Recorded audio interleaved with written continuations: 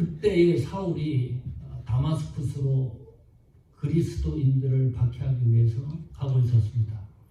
목전에 두고서 초자연적 빛이 강하게 비쳤습니다. 사신경이 마비됩니다. 음성을 들어요. 예수님이 직접 증거하는 말씀입니다. 말씀이신 예수님이 말씀을 증거를 해요. 내가 예수라. 그 복음 말씀 앞에 사울이 회심을 합니다. 소명을 받습니다.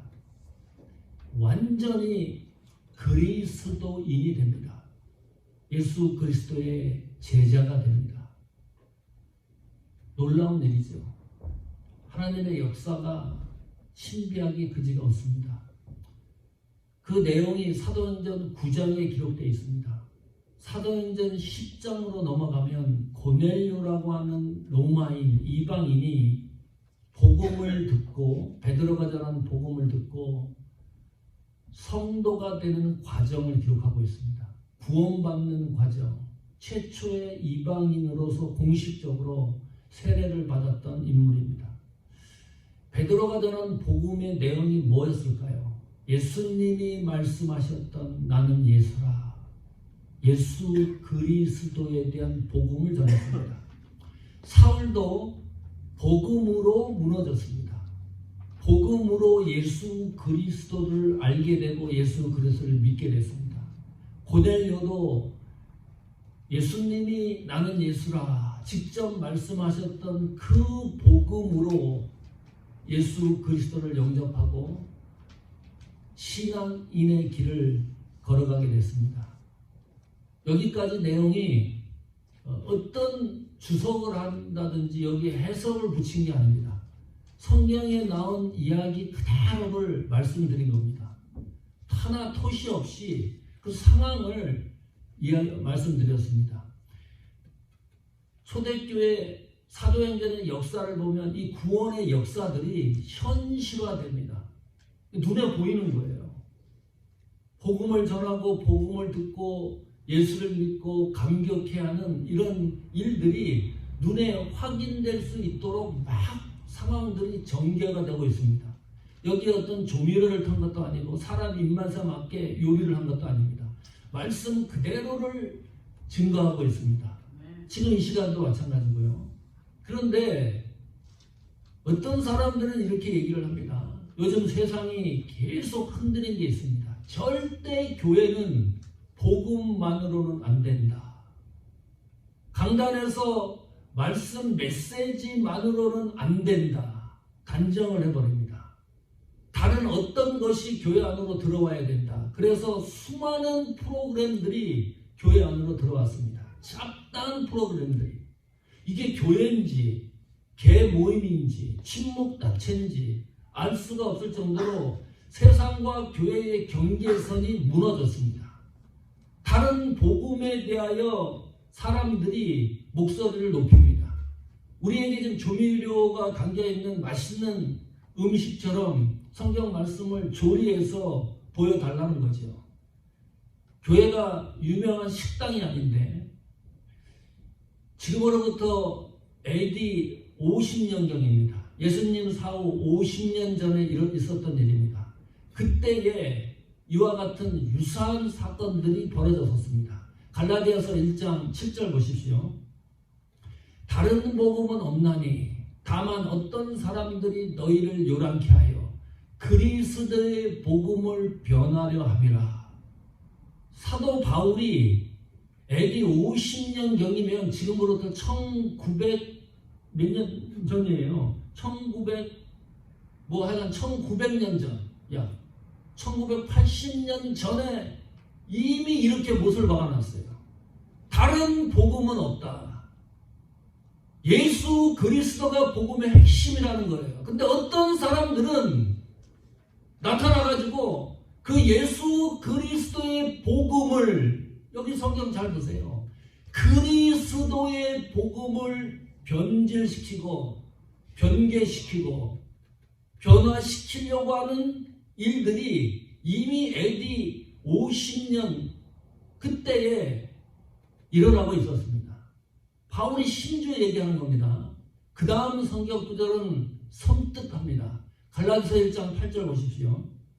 그러나 우리나 혹 하늘로부터 온 천사라도 우리가 너희에게 전한 복음 외에 다른 복음을 전하면 저주를 받을지어다.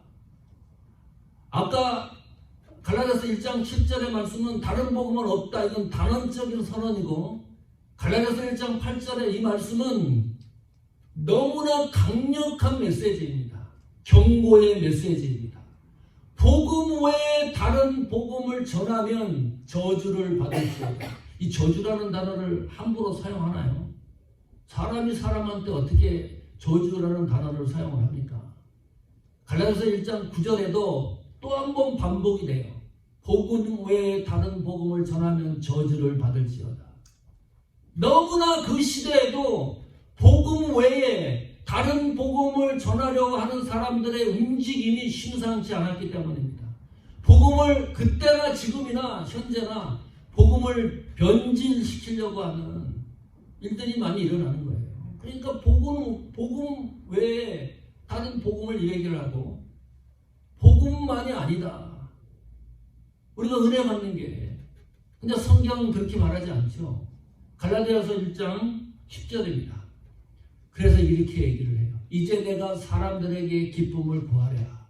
내가 지금까지 사람의 기쁨을 구하는 것이었다면 나는 그리스도의 종이 아니니라. 복음은 사람들을 기쁘게 하는 게 아니다. 사람들의 비유를 맞추는 것이 아니다. 복음의 메시지는 죽고 사는 문제가 달려있는 거예요.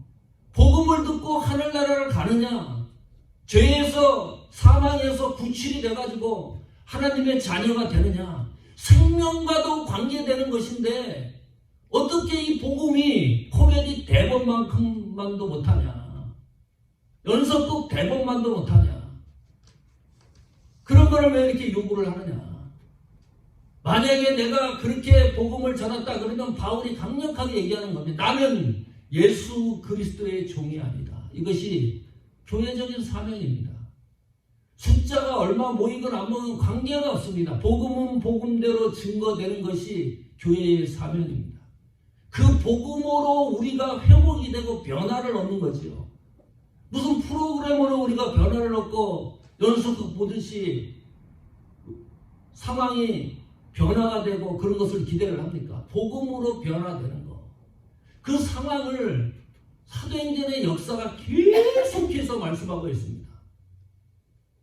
복음 외에는 방도가 없습니다. 그 복음을 듣고 고넬료는 세례를 받고 예수님을 영접을 하고 이방인으로서 최초의 성도의 모습을 성경이 기록하고 있습니다.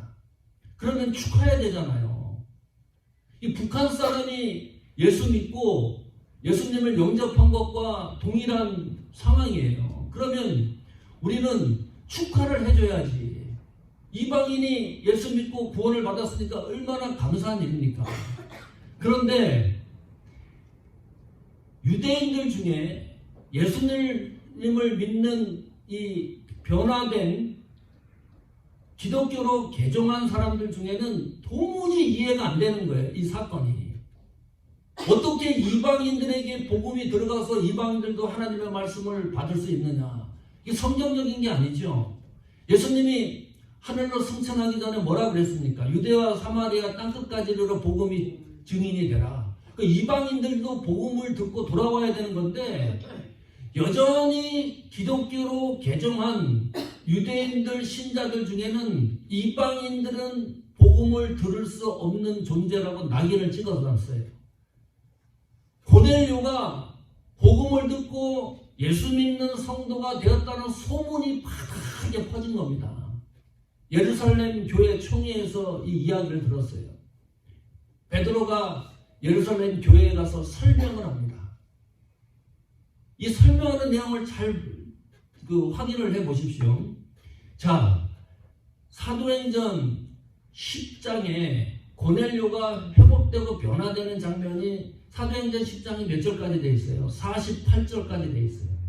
고넬료 한 사람이 예수를 베드로가 전한 복음을 듣고 예수님의 자녀가 되는 과정을 한 사람을 위해서 한 챕터를 다 활용을 했어요. 이런 경우 성경에 어디 있습니까? 없어요. 어디 이런 경우가 있어요?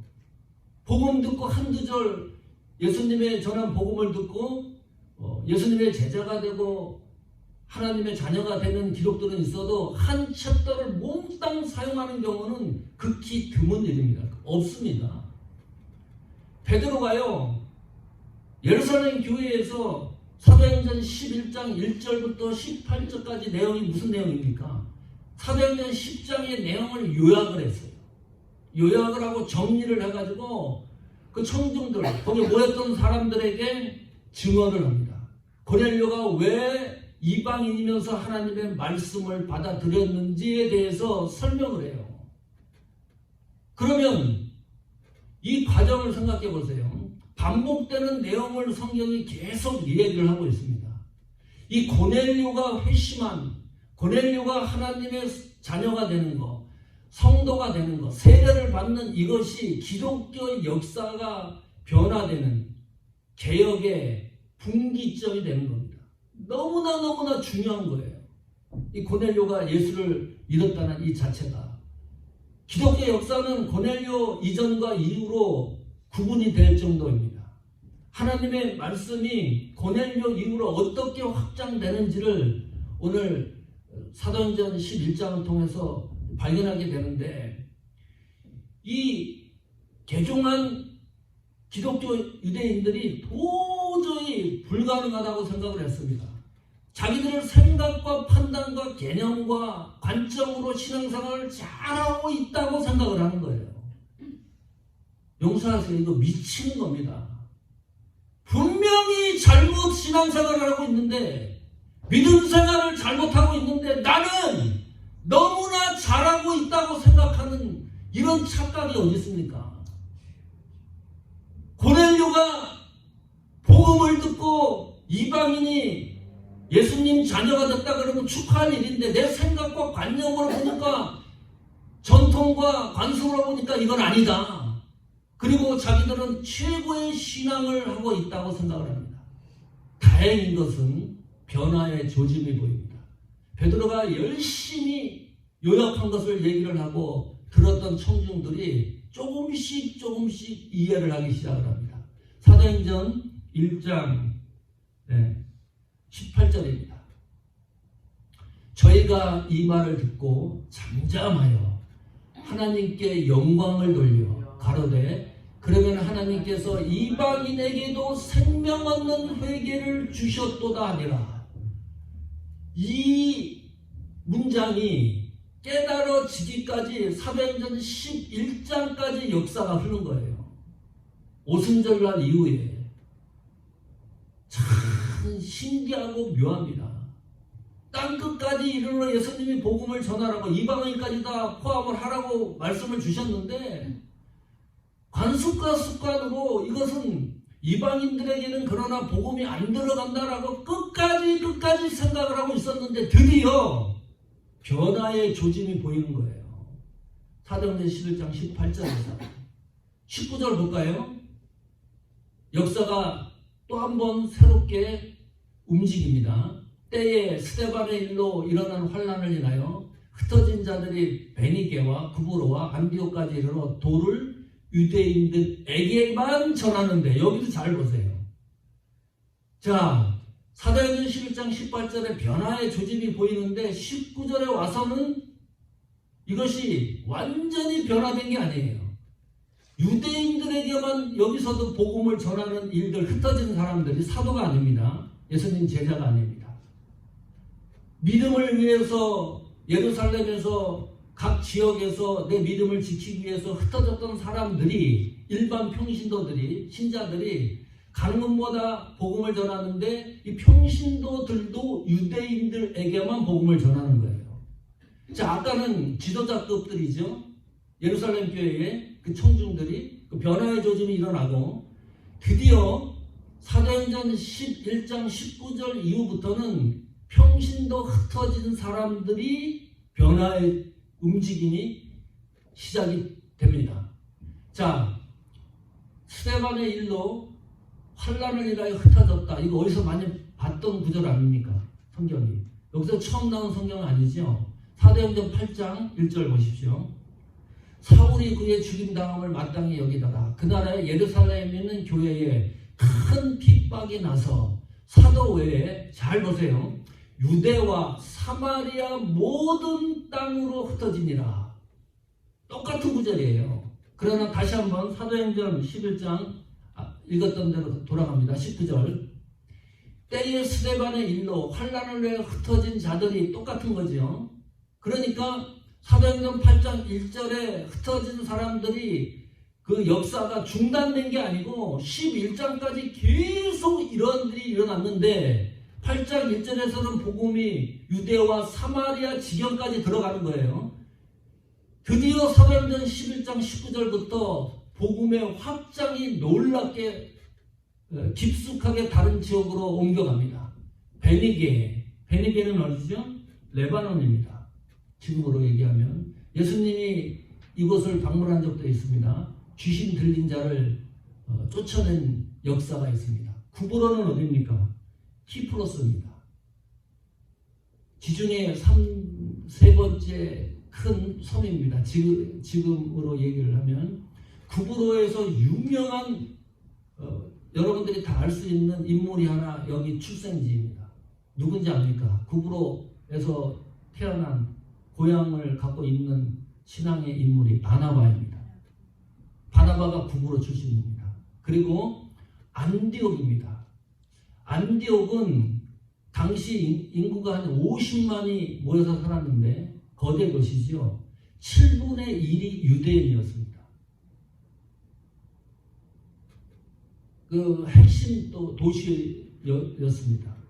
이 안디옥, 예루살렘에서 안디옥까지 거리를 따져보니까요 450km입니다. 마일로 하면 298마일. 그 먼 거리까지 복음이 전해지기 시작을 하는데 그 과정에서 유대인들에게만 복음이 전해졌는데 사도행전 11장 20절입니다. 이때부터 변화가 일어납니다. 한번 같이 읽어볼까요? 그 중에 구브로와 구레네 및 몇 사람이 안디옥에 이르러 헬라인에게도 말하여 주 예수를 전파하니. 복음의 핵심이 예수 그리스도라고 그랬습니다. 어디 성경을 뒤져봐도 복음을 전했을 때 주 예수를 전파하니, 이것이 복음이에요. 사도행전 11장 20절에서 드디어 흩어진 사람들에 의하여 복음이 이방인들에게도 증거되기 시작을 하는 거예요. 역사적인 기록입니다. 이 한 줄이. 제자들이 이방인들에게 증거한 것이 아니고 흩어졌던 사람들이 복음을 전한 겁니다. 이방인들에게. 구레네는 얘기를 했었고, 안디옥은 얘기를 했었고요. 구브로 얘기했었고요. 구레네에서 온 몇 사람이 안디옥에 이르러가지고 이방인들에게 복음을 전했습니다. 구레네 하면 이 구레네는 지금으로 리비아입니다. 북아프리카 지역입니다. 거기에서 어떻게 안디옥까지 왔는지 몰라요. 사람들이. 그래서 복음을 전하는 거예요. 흑인일 가능성이 많습니다. 이 구레네 하면 또 유명한 사람이 있습니다. 어떤 인물이죠? 구레네 출신? 시몬입니다. 예, 구레네 사람 시몬이 어떤 일을 했어요? 예수님이 십자가 지고 골고다 올라갔을 때 대신 지고 올라갔던 인물입니다. 이런 사람들이 안디옥에 흩어져서 모여가지고 드디어 헬라인, 이방인들에게 복음을 증거하기 시작했습니다. 이 이방인들에게 복음을 증거하면서 자연스럽게 교회가 탄생을 합니다. 그 교회 이름이 안디옥 교회입니다. 자, 처치 멤버, 개척 멤버를 상상해 보십시오. 그러면 어떤 사람들이 안디옥 교회의 개척 멤버였을까요? 유대인들이 있었겠죠. 유대인들에게 복음을 전한다고 했었으니까. 그리고 흩어진 사람들은 당연히 다른 데서 흩어졌던 사람들이 와서 개척교회 멤버가 됐겠죠. 헬라인, 이방인 중에서도 개척 멤버가 있을 거예요. 그리고 구레네에서 온 사람도 개척 멤버가 됐을 거예요. 흑인입니다. 사도행전 13장 1절에 보면 그 당시 정치 지도자와 아주 가까운 사람들도 안디옥 교회 개척 멤버였습니다. 다양하게 구성이 되어 있어요. 뭐 백인으로 흑인으로 뭐 전라도 경상도 이렇게 구분해 갖고 처치 멤버가 구성된 게 아니고 개척 멤버가 다양한 사람들이 모여가지고 안디옥 교회가 형성이 되는 거예요. 가장 어려웠을 때 최악의 조건에서 안디옥 교회가 이 세상에 개척이 됐어요. 최악의 상황, 최악의 장소, 실비우스라는 산이 있었는데 안디옥에 그 동굴에서 시작하는 교회가 안디옥 교회입니다. 이 박해를 피해가지고 모여서 예배드리고 말씀 듣고 하는 것이 자유롭지 않은 시대였지 않습니까? 그런 상황 속에서 세워진 교회가 안디옥 교회입니다. 이 안디옥 교회에서 최초로 그리스도인이라고 하는 명칭, 크리스찬이라는 이름이 처음 그 명칭이 나온 곳이 안디옥 교회입니다. 역사적으로 의미가 있죠. 최초로 선교사를 파송한 교회도 안디옥 교회입니다. 보통 교회가 아닙니다. 이 안디옥 교회가. 자, 그러면 이 안디옥 교회의 개척 멤버의 부류는 알겠는데 혹시 안디옥 교회를 개척한 이름 누가 개척했는지, 예를 들면 백승철, 뭐 김주영, 개척한 사람의 이름을 알고 있는 분 계십니까? 그냥 뭐 유대인 헬라인인 것 같은데 이름을 확인해 보신 일이 있습니까? 도대체 어떤 이름을 가진 사람이 이 교회를 개척했는지 몰라요. 참 희한하죠. 이후에 다른 교회 개척, 빌립보 교회도 보면 다 교회가 개척됐을 때 개척 멤버 이름들이 등장을 하는데 안디옥 교회는 누가 이 교회를 개척했는지 이름이 없어요. 요즘 같으면 난리 납니다. 교회에서. 개척 멤버인데 교회 역사에 이름도 기록을 안 해놓고 교회를 세우는데 10만 불, 100만 불 헌금을 했는데 무시하듯이 누가 했는지도 모르고 교회가 사단이 납니다. 분리될지도 몰라요. 복잡해질 수도 있습니다. 그런데 아무리 찾아봐도 이 안디옥 교회는 이름을 기록해 놓고 있지 않습니다. 누가 어떤 사람이 정확하게 안디옥 교회를 개척하고 후원을 하고 세워나갔는지를 이름이 없는 교회입니다. 누가 했는지. 개척 멤버가 떠난다 그래요. 이찬수 목사님도 그런 말씀 하시더라고요. 개척을 하고 교회가 멤버들이 열심히 해서 또 교회를 짓고 그러잖아요. 그러면 이 관계를 어떻게 생각을 하냐면 거래 관계로 생각을 한대요. 기능적 관계로. 인격적 관계, 그리스도 안에서 사람과의 관계로 생각을 하는 게 아니라 섭섭하다는 거예요.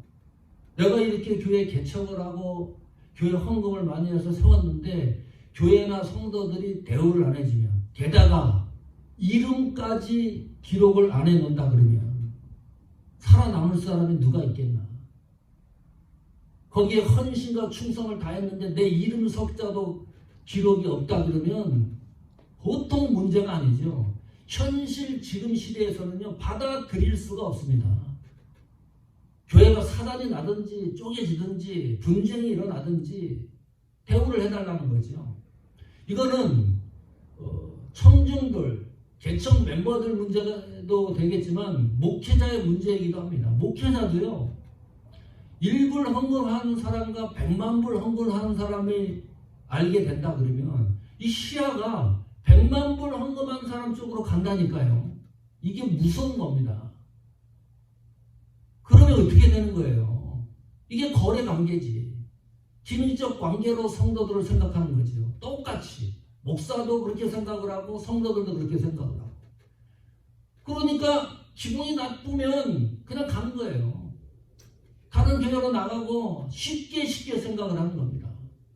그런데 안디옥 교회는 이 복잡한 문제가 전혀 없었습니다. 교회가 개척되고 세워져 나가는데 이름조차 모르는 일인데 어떤 문제도 발생되지 않은 교회입니다. 세상에 이런 편한 교회가 어디 있어요? 누구든지 가가지고 여기서는 일부를 하든 헌금을 안 하든 관계가 없어요. 응? 뭐 큰 일을 하든 일을 안 하든 똑같이 하나님의 자녀의 인격적인 관계로 뭉쳐졌던 교회가 안디옥 교회입니다. 이상적인 교회죠. 이렇게 교회의 방향이 설정이 되어야 되는데 특이합니다. 아무리 찾아봐도 특이한 거예요. 안디옥 교회는 특별한 교회인 것이 틀림없다. 그러나 개척 멤버의 이름이나 이런 것을 우리는 알 길이 없다. 여기서 끝나면 서운한 감정이 들죠. 이름 없는 사람들이 개척 멤버로 안디옥 교회를 세웠는데 하나님은 어떻게 생각하느냐, 이 관점이 중요한 겁니다. 우리의 관점으로 보면 도저히 이해가 안 되고 마음 상할 수 있는 요소가 너무 많은데 하나님의 관점으로는 이걸 어떻게 보고 있느냐, 이것이 굉장히 중요한 거죠. 성경의 관점은 어떻게 기록을 하고 있느냐. 사도행전 11장 21절입니다. 오늘 본문 말씀입니다. 같이 읽어볼까요? 주의 손이 그들과 함께 하시매 수많은 사람이 믿고 주께 돌아오더라. 감동적이죠? 어느 것이 부흥입니까? 이 문장에서 중요한 중심 문구가 어떤 겁니까? 수많은 사람이 믿고 주께 돌아오더라. 이것이 부흥이라고 생각했다면 착각의 오류입니다. 여기서 중요한 것은 주의 손이 그들과 함께 하시네, 이 문장입니다. 주의 손이 그들과 함께 하는 것이 부흥의 명제입니다. 프로그램으로 사람들이 많이 모이는 것이 부흥이 아닙니다. 그걸 또 가르쳐요. 지시를 해요. 이렇게 하면 사람이 많이 모인다. 성경은 부흥을 그렇게 말하지 않습니다. 주의 손이 그들과 함께 하는 것이 부흥이라고 이야기를 합니다. 사도행전 1장부터 10장까지가 복음의 확장이 사람을 중심으로 움직여 나갑니다. 사도와 제자들이 복음을 전하는 것으로 복음이 확장이 돼요. 사도행전 11장 안디옥 교회가 세워지는 이때부터는 복음의 확장이 교회를 중심으로 움직입니다. 선교사가 파송이 돼요. 여기서 안디옥 교회가 부흥한다는 소식을 듣고 예루살렘 교회에서 목사님을 파송을 해요. 목사님이 없으니까 흩어진 사람들이 복음을 전해서 교회가 세워졌으니까 이거 누가 지도해야 되잖아요. 예루살렘 총회에서 바나바를 파송을 합니다. 안디옥 교회에. 참 이름이 등장하는 거예요. 이 안디옥 교회에 관련된 인물이. 바나바가 가서 목회를 하다가 너무 심에 붙이니까 다소에 있었던 사울을 초빙해갖고 둘이서 협력 목회를 합니다. 사울이 다마스쿠스 사건 이후에 사라져요, 성경에서. 그리고 다시 한번 사울이 등장하는 것은 안디옥 교회의 초빙을 받고 안디옥 교회에서 사역할 때 다소에 있었던 사울의 모습이 성경에 기록이 됩니다. 그리고 이 바나바와 사울이 후에는 안디옥 교회에 같이 기도하는 가운데 이 두 사람이 선교사로 파송을 해요. 그래서 기독교의 역사가 로마로 향하고 세계로 향하는 그 전초 기지 역할을 했던 것이 안디옥 교회입니다. 주의 손이 그들과 함께 하심으로. 이것이 기독교 역사에 반드시 등장하는 이름입니다. 무명의 그리스도인들입니다. 주의 손이 그들과 함께 하심에, 이 말은 젖먹이를 기르듯이 하나님이 이 이름 없는 성도들을 양육했다, 그 말입니다. 최고로 우대했다는 거예요. 주의 손이 그들과 함께 하심으로. 이러면 끝난 거 아닙니까? 교회는 반드시 주의 손이 함께 해야 됩니다. 성도는 반드시 주의 손이 함께 해야 됩니다. 우리의 구원은 반드시 주의 손이 함께 해야 됩니다. 무명의 그리스도인들이었지만은 기독교 역사 중심축을 이루었던 사람들이 반드시 무명의 그리스도인들의 이름이 들어가 있습니다. 우리는 그 이름을 알기는 없지만은 하나님은 그렇게 얘기를 해요. 너희들은 무명의 그리스도인이라고 생각을 하지만 나는 그들과 함께 했다라고 기록을 하는 거예요. 주의 손이 그들과 함께 하심으로. 몸이 아파도 주의 손이 함께 함으로. 교회의 숫자가 불어나지 않더라도 주의 손이 함께 함으로. 사업이 좀 안 되더라도 주의 손이 함께 함으로. 사명의 음침한 골짜기를 지나갈지라도 주의 손이 함께 함으로. 그러면 된 거 아닙니까? 그 신앙에 성공하는 거 아닙니까? 아무리 성공의 가도를 달리면 뭐합니까? 주의 손이 그들과 함께하지 않으면, 다른 말로 하면 주의 손이 그들과 함께하지 않아도 얼마든지 허다한 사람이 숫자적으로 양적으로 늘어날 수도 있는데 주의 손이 함께해서 늘어나는 것은 이것이 성경이 말하는 부흥의 역사입니다. 주의 손이 함께하는 교회가 되기를 축원합니다. 주의 손이 함께하는 믿음의 역사가 되기를 축원합니다. 주의 손이 함께하는 생업이 되기를 축원합니다. 주의 손이 함께하는 자녀들이 되기를 축원합니다. 그 역사 속에서 한 발자국 더 진보해 나갈 수 있는 힘과 위로를 오늘 말씀을 통해서 나타나고 역사가 이루어지기를 축원합니다. 아멘.